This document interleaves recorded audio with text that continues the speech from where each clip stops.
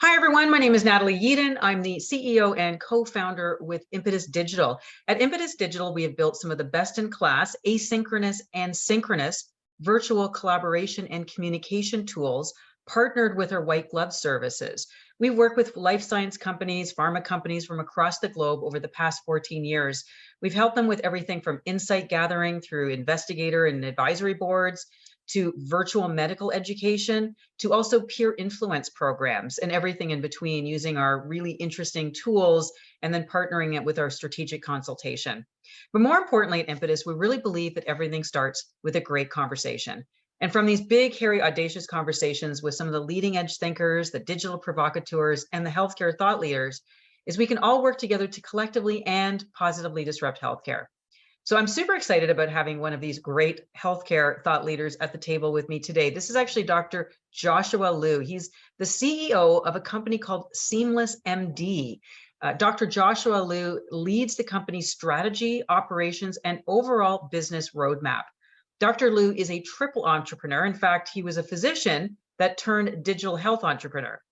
And so during his training at the University of Toronto, he co-led a research project at the University Health Network in Toronto on hospital readmissions. And that really inspired him to develop technology to help providers engage and monitor patients to prevent adverse outcomes. And so ultimately leading him to co-founding his company now, SeamlessMD, in 2012. And just in fact, this past year, SeamlessMD was named the Can Health Network 2022 Company of the Year. So super excited for you on that. Congratulations. He is also a podcast host. His podcast, The Digital Patient, was rated as one of the top 30 best digital health podcasts in 2022. Dr. Liu has received numerous honors, including being named Digital Health Executive of the Year by Digital Health Canada, Forbes 30 Under 30 in Science and Healthcare, and the Canada Top 20 Under 20, and many, many more. Welcome, Dr. Liu. So happy to have you on the show. Thanks, Natalie. Really excited for this. Absolutely. So talking to another podcast host makes me a bit nervous, but anyway, maybe we can actually get started really about the fabulous career trajectory. I mean, a lot of times, you're hearing a little bit more about physicians turning entrepreneur, but it's not always the case. So tell us a little bit about how you landed where you are now and, quite frankly, founding SeamlessMD. Yeah, so I've always been very much a builder. So for me, when I was a kid, I was learning how to build websites. When I was doing school, I started clubs and nonprofits. And then when I got to university, I started a blog and actually turned into a few small admissions related side businesses. So I've always had this kind of entrepreneurial DNA in different ways, not always in business. When I got to medical school, there's some folks who know what they want to do in medicine. They know they want to be a cardiologist or a surgeon or a family doctor. I didn't really have clarity on that myself. And I actually got more interested in non-clinical things. So I had these great mentors who brought me under their wing and taught me about quality, safety, and patient experience. You mentioned earlier, I did some research in my training on preventing patients being readmitted. And so I really got bit by the quality and patient experience bug. Around the same time in med school, I started gravitating more towards tech and startups, started reading about it. And actually, in my third year of med school, I tried starting a totally different healthcare tech venture that failed / we gave up in 4 to 5 months. And one of the things that we were challenged by was I had started it with 2 friends in med school. And so we were all clinical people. None of us knew how to build technology or products or even a prototype. And going into my 4th year of med school, I still had the itch to build something, and I knew I needed help. So I learned about this incubator called the Next 36. I did it in my last year of training. I met my co-founders there, who were both engineers, and so we started SeamlessMD.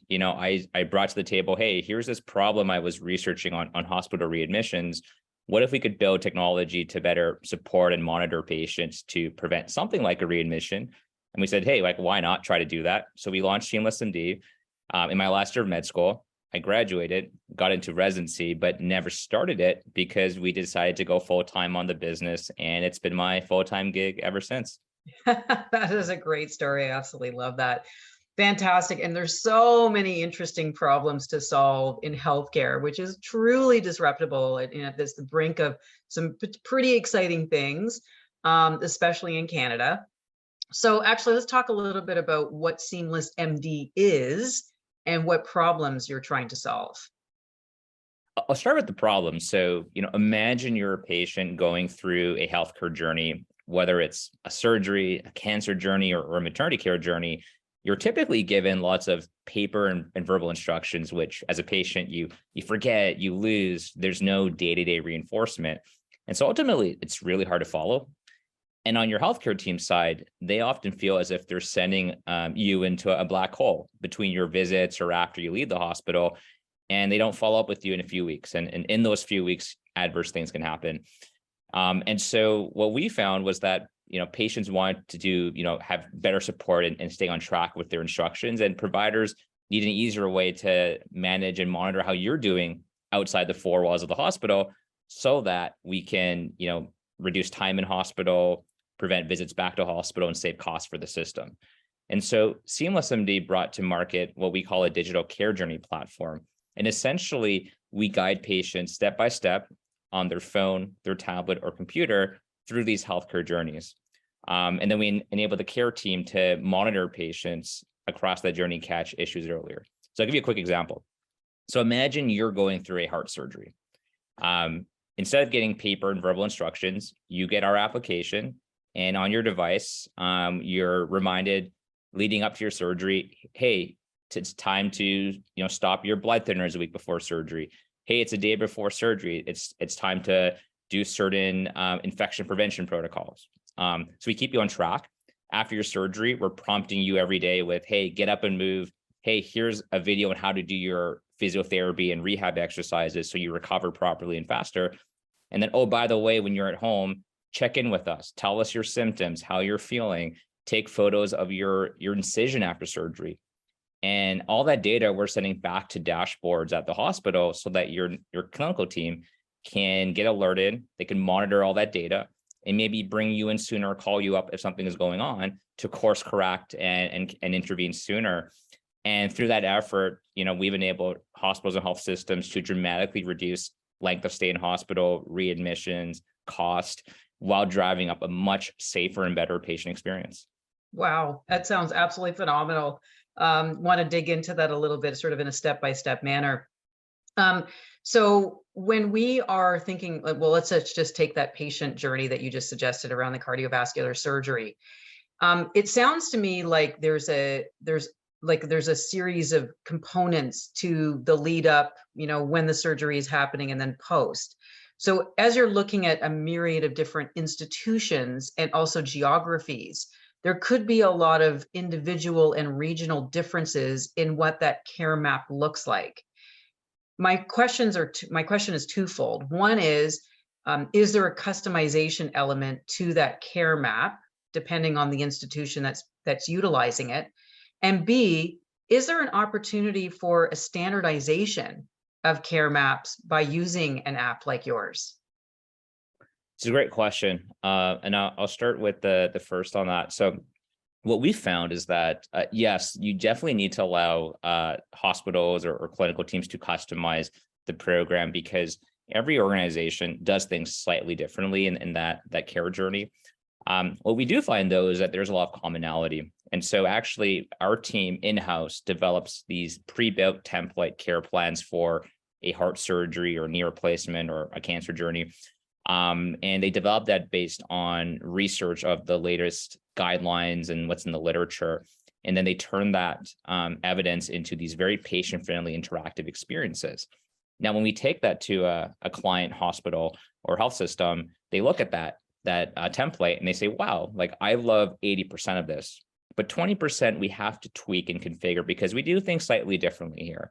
And so the way that we think about it is, our template might say to the patient, hey, you need to stop your blood thinning medication a week before surgery. And the hospital might say, well, actually, our protocol is we stop it 6 days before. And we say, great. We don't care if it's 7 or 6. Our goal is to just make sure patients stop it at the right time, whatever that is for your region. And so they'll change that number from 7 to 6 days, but all the other education, why you should stop blood thinners, how we tell them to do it, all that stays the same for the most part. And so, yeah, I would say about 80% gets tweaked, 20% or so gets customized on average. But the important thing about that is that clinical team who has had a chance to really customize it to match their vision feels a ton of ownership over the program now, which makes them more bought in, which makes them more likely to promote it to patients. And so letting them customize it and supporting that process has been incredibly valuable from a patient adoption and a provider adoption point of view.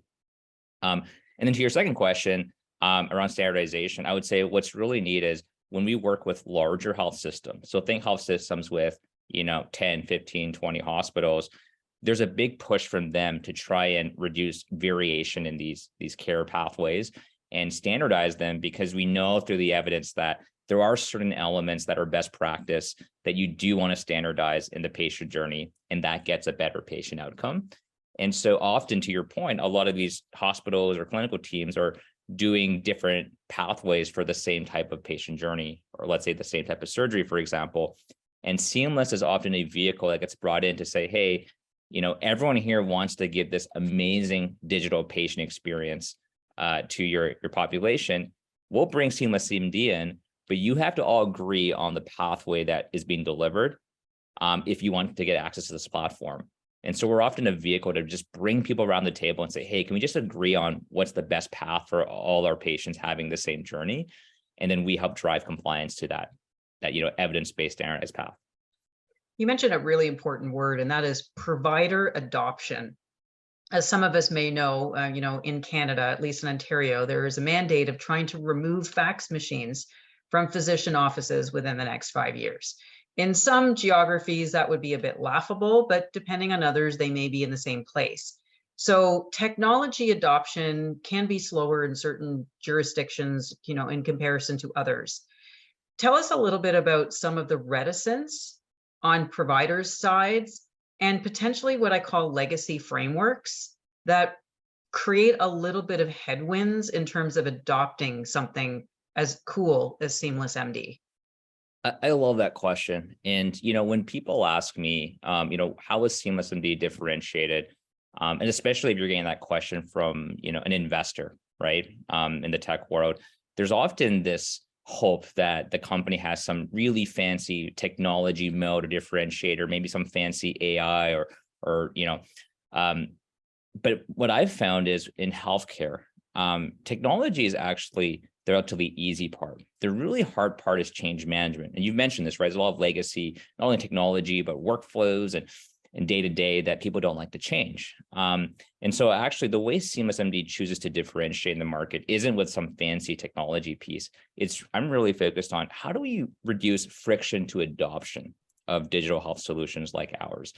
And I've found that it's been key for us to differentiate on two main dimensions. One is with integrations with the existing, legacy electronic health records. And so we've actually been at the forefront of that.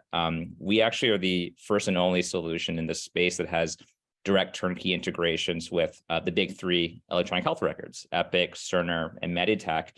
And that's been critical because when you're trying to roll this out at a large enterprise health system, it's really important to them that you fit the clinician workflow. And what does that mean? Well, it means as much as possible, our solution is connected into their day-to-day in the EHR. It means that if they want to monitor a patient on SeamlessMD, they want to see that our dashboards can be embedded right inside the EHR. So that if I'm a nurse, I don't have to remember a separate password and open up a different window. I can go into my EHR, I can click on a button that takes me to the SeamlessMD dashboard, and I can monitor my patient. And so integrating with the EHRs and doing that for a number of years now and being ahead of the curve on that has been critical to get buy-in by providers, because then it's many clicks less. The second piece that's been really key to get adoption is investing in clinical evidence. Providers want the best for their patient, but they want to know that this actually works. And they want to know that it actually improves health outcomes. And so, even though we've never, to be honest, we've never sponsored a clinical trial or study, all of our evidence has been presented or published by our clinical partners and designed by them. But I think what we've done well is we've really encouraged them to measure results. And so typically what happens is we'll implement this with a client partner. And after the first, at least 100 patients goes through the experience with us, we say, hey, let's start measuring results. Let's start digging into, did we improve length of stay, readmissions? Did we reduce ED visits? Did we drop the cost on that patient journey? And we do that for two reasons. One is, let's say we're not making an impact. Okay, great.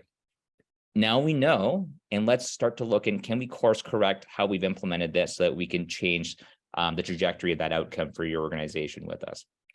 Or more often than not, they say, oh my gosh, we've cut readmissions in half. We've cut length and stay by a day. That is amazing. Now I want to start presenting that data. I want to start sharing it publicly. I want to celebrate it. And so we hold ourselves to a really high bar in driving outcomes, but because we've done a good job, that data gets shared, and that reduces friction to adoption by providers as well. Absolutely. It's amazing. So in terms of the business model, so you were talking about health systems and you were talking about individual institutions and hospitals. Somebody is interested in incorporating this. How do they go about partnering? What is the business model, and basically how do you guys make money? Yeah, so we have a software as a service model. So, we do have fees to, implement it. And then there's a subscription license based on the size and scope of the rollout. I think a few things that, we've learned about the business and the sales process. I think first and foremost, we've realized that you need a clinical champion for this. So even though it's a patient-facing solution, there's a huge provider component, not only with technology, but if you want this to be put into the clinical workflow, you need clinical champions. And what I tell organizations is, even if the CEO of the health system wants this, if your clinicians are not bought into making this part of the day-to-day of their team and their patients, it's not going to get implemented. You could buy it, it's not going to get implemented. So I'll say, hey, it's great if we have executive buy-in. Put our team in front of your clinical leaders so that we can actually collaborate with them and confirm that, hey, this would be valuable for your patients. You would help be part of the implementation. You'll make it successful. Because if you buy it and no one uses it, then we both look bad and we've both wasted time and money. And so we really focus on how do we get a clinical champion for different service areas, different specialties. And then if that buy-in is there, then we can easily go to an executive sponsor and co-present it and explain the value. Because the executives get the financial ROI side on cost savings, increased profit, but they know they need the clinicians bought in. And so we really push for that in the conversations. So it's really interesting as we talk about some of the more procedural things where there's a pre, there's a during, short term, and then they're out back into the real world. And there has to be sort of some of this remote monitoring. I know you also said that there's some integration with wearables and there's a whole care map associated with that. What about some of the situations where patients are in hospital? I'm sure that we've all seen or heard of people. There's everything from hallway medicine to basically somebody's notes are on some whiteboard in the room and that's basically it. How do we optimize that seamless MD concept for people who are in hospital? One of the neat things about the way we've designed the platform is that it's very flexible to being used in, a few or many parts of that entire continuum of care for the patient. So, we have some partners that use SeamlessMD, pre-hospital, in hospital, and after discharge.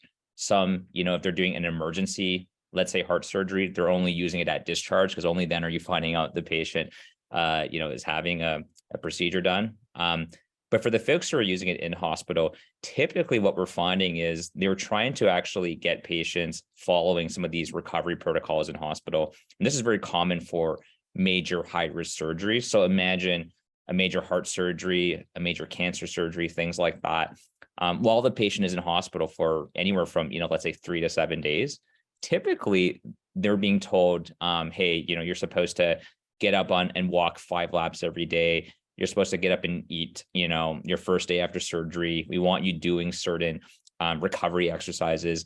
And how compliant patients are with those steps directly correlates with how fast they recover and how fast they can leave hospital, which saves money for the system, opens up space for the hospital beds, but also gets the patient home sooner, which is a far safer place than a hospital. People don't realize this, but the hospital is a very unsafe place for a patient. You have a high risk of infection and other things. So you should want to go home sooner. And so what SeamlessMD does is we actually prompt patients each day in the hospital. So imagine a patient has their tablet or phone, and it's day one after surgery, and they're being prompted on their device saying, hey, it's day one. Here are the 3 things you have to do today. Get up and sit in your chair for 2 hours, take one lap down the hallway, start eating, solid foods, whatever it is in that specific journey. And not only do we explain to the patient what to do and remind them, we actually track it. So we ask the patient, hey, did you walk, 1 lap today? Did you sit up in a chair for 2 hours? Did you do your exercises? And if the patient says in the app, no, I didn't do those things, we actually ask them a question. We go, well, why didn't you? And the things that you hear are fascinating. We've had, for example, patients who have told our hospital partners in the app, hey, I didn't actually do my breathing exercises because the spirometry device wasn't in the room. And then the nursing staff looks at the data and goes, oh my gosh, let's go put devices in all the rooms, make sure it's there so that our patients can use them. And then they course corrected that. So we're collecting a lot of great data about how providers can actually keep patients on track. But the second thing that we do is after the patients track whether they followed those instructions in the app, they get feedback right away. The app actually tells them, hey, you met your walking goals today. Great job. Or it says, hey, you didn't do your exercise today.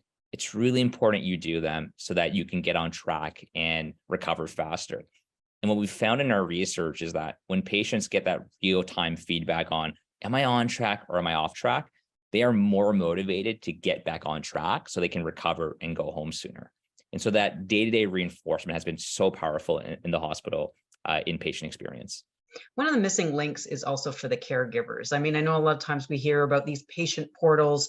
I think hospitals, at least in Canada, are some of the last people to ever incorporate something like that and try and work out all the issues around patient privacy and all sorts of other things. Where can SeamlessMD work to also incorporate the support of caregivers? It's a topic I love because one of the things that we found over the years is for a lot of patients, especially those who are elderly or frail, the caregiver is often the primary person who is keeping them on track with the patient care journey. And so actually on our platform, patients can enroll an unlimited number of caregivers with them, typically a spouse, a son or daughter, or another family member. And that family member is able to actually log into the platform, see everything that the patient is supposed to be doing, and actually keep them on track. We actually find that on average, about 50% of patients enroll at least one caregiver onto the platform with them. And the stories that I hear are just phenomenal. We've had cases where there are family members who are a province or a state away from the patient telling us, hey, I'm so glad I had this platform to help my parent stay on track because I live a province or state away. I've had other stories where I remember there was one elderly caregiver who told us, hey, my husband has Alzheimer's. He can't use this, or he can't do a lot of things on his own in general. But I, as his spouse, use the application to keep him on track with his care journey. And so it's amazing to see all kinds of ways in which engaging the caregiver, to your point, is the way to engage the patient.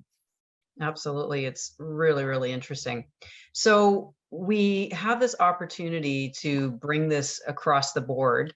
What do you think the reticence is? Why isn't every hospital in Canada or the US incorporating this technology? What I've found is in healthcare innovation, one of the unfortunate truths is that just because something helps a patient or a provider in some way does not mean it magically gets adopted by the healthcare system. The reality is our healthcare system is incredibly rational, and there has to be a burning platform. There has to be a major pain point that something solves in order for any innovation to get adoption.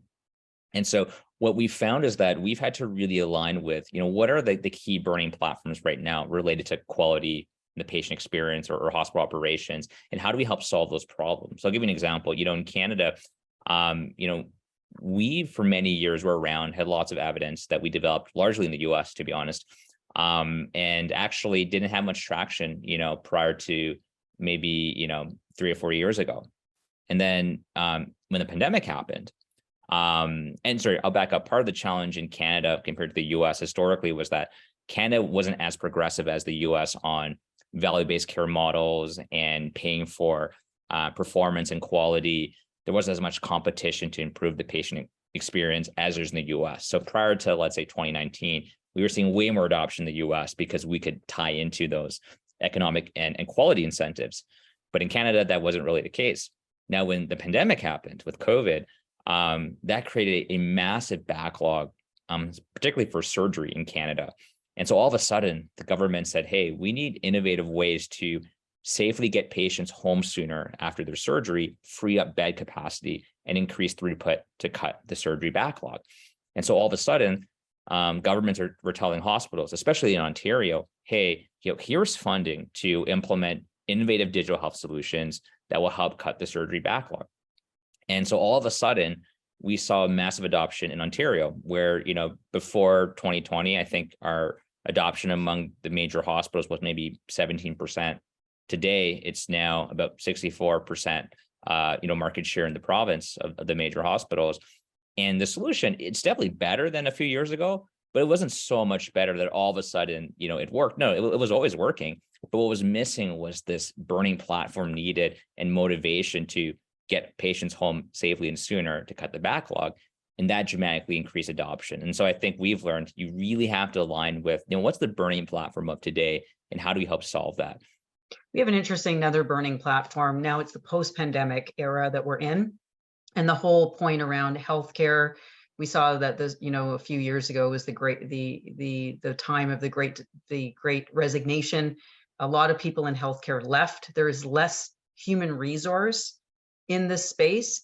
And in addition, there's a lot of dialogue happening in Canada around privatization. So adopting a similar model, not completely, to what the US does. How is this going to impact, or how can SeamlessMD be integrated as we're making these transitions?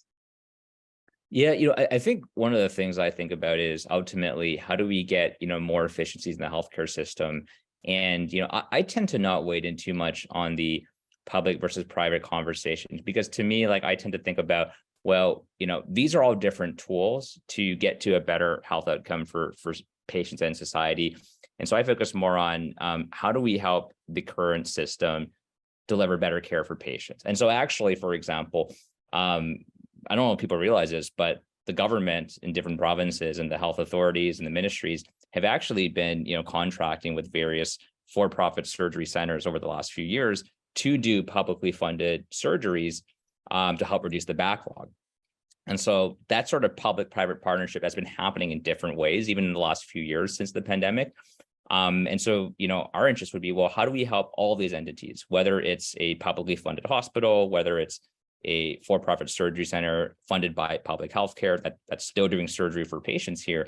How do we help all of them improve care for patients? And so, even though, we primarily work with hospitals and health systems, if, the government wanted us to work with a for-profit surgery center that they're funding to help cut the backlog and get more patients home sooner, we would be supportive of that, national initiative to do so.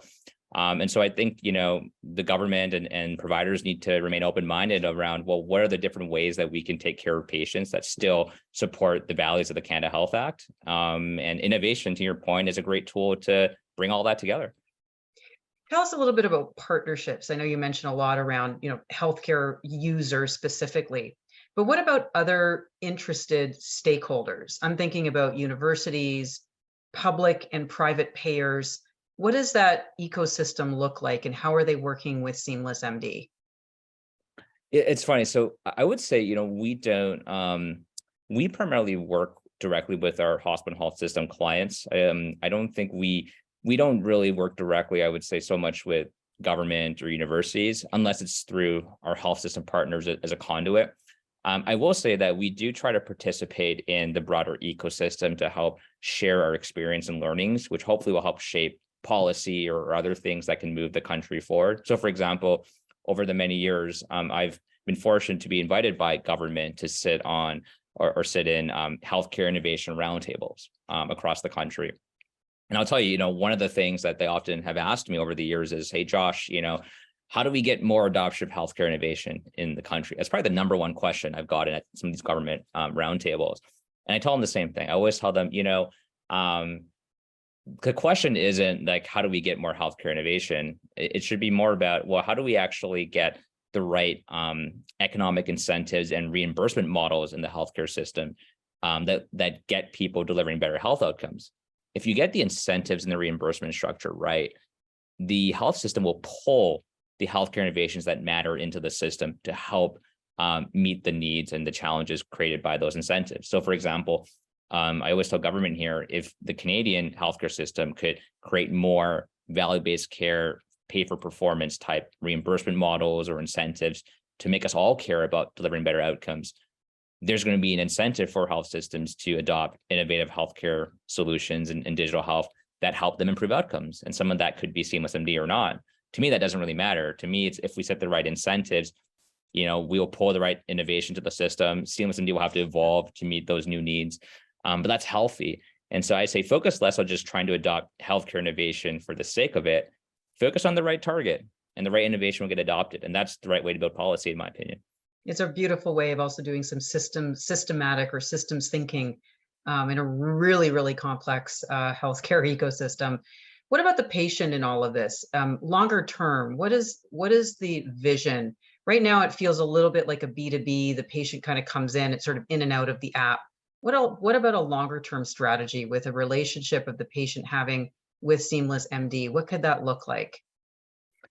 I'll back up and to share our thought, and I'll kind of more directly answer your question. So when we first started SeamlessMD and we looked at different ways to support patients, you explore different models. So, we ended up at a B2B model where we partner directly with hospitals and health systems. But early on, we looked at, should we go direct to consumer? Should we work directly with patients?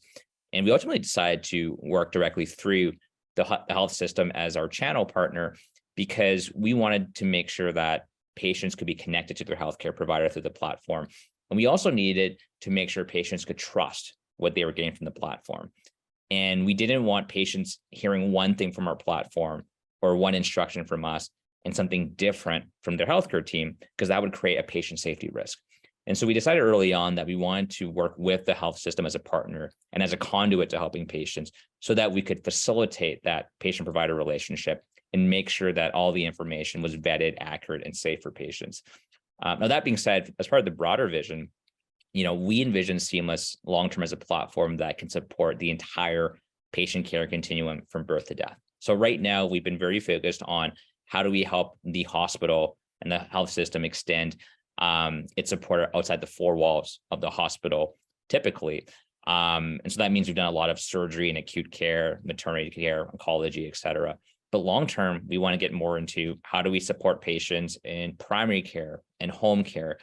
And, my vision is at some point, if a patient goes through the system and transitions from home to hospital to home care to primary care, even if the healthcare team around them changes and does these handoffs, the patient is still on SeamlessMD. The patient doesn't have to move and use a different platform or have to learn something different in the interface to get the help they need.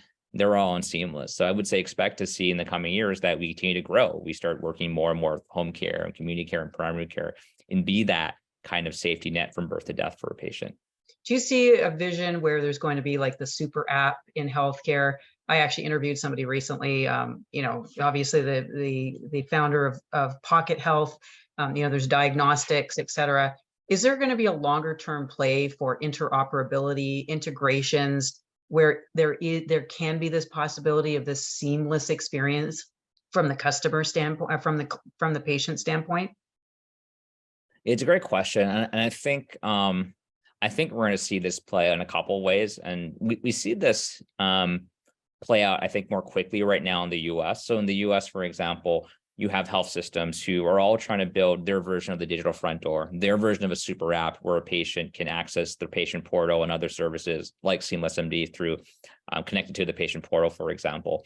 But then you're also seeing in the US, big tech and retail pharmacy try to build that direct to consumer, full stack experience starting in community and primary care. So you have, if you're following Amazon bought One Medical, a primary care kind of, chain and company. You have other giants like I think CVS and others trying to get into primary care as well. And so I think they're all hoping at some point they could build maybe not necessarily a super app, but some sort of direct to patient experience where they can be a big part of that healthcare stack and that healthcare journey.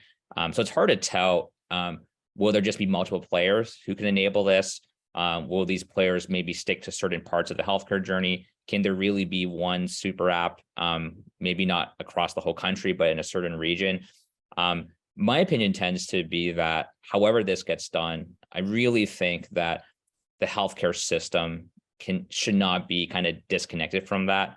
I know as patients and consumers, we love this idea of, well, what if I could just go to, there's Amazon Healthcare Prime and I could just, directly get connected to a doctor right away whenever I need it. That works really great for urgent and acute care where the doctor doesn't have to know much about you for you to take care of a very small issue. But when you think about how complicated the patient journey can get, if you have multiple chronic diseases, you're on lots of medication, you have a whole medical history that needs to be taken into account, you're really going to wish that you were tied to a healthcare system that had all that data and all those resources to support you when you're the sickest. And so for me, I think it's really key that the healthcare system, the hospital systems are the ones that we tend to partner with because we know we want to maintain that relationship between patients and providers within a community so that the patient can get the best care, especially when they're sick, especially when they're end up very complicated with multiple issues. And so if there is a super app that gets created of some sort, I really hope it's being done either by or with the larger health systems who can truly integrate everything a patient needs. Yeah, beautifully said, and so much more. I mean, honestly, we could go on about integration eventually with ChatGPT-3 and on it goes, but I think we'll leave it for that there. I'm really, really excited about what you're doing, Josh. Honestly, this is something that's really timely and really important. I think it should become universal. I'm really hoping that, with time and the dialogues and all the things that we do at Impetus, which is having conversations with physicians, allied healthcare providers, patients, payers, everybody, we have these conversations, even with pharma companies. We do a lot of pharma company work in our platform. So pushing the agenda forward on innovation and ideas and strategy. These are the sorts of the things that we do. So I'm really hoping that with time and these important conversations that this is going to become, a standard in how we're achieving healthcare, especially for those of us who have aging parents. So absolutely love this. Super excited. Anybody who's interested in connecting with Josh, please look for his look for the email that we'll be sending with his contact details, and he'd love to hear from you. If you're looking at partnering, working, finding out more, please look for that. We want to thank everybody for their time. Please like and subscribe to our channel, and we would love to get some feedback. Thank you again, everybody. And Josh, this was an absolutely wonderful conversation. Thank you so much. Thank you.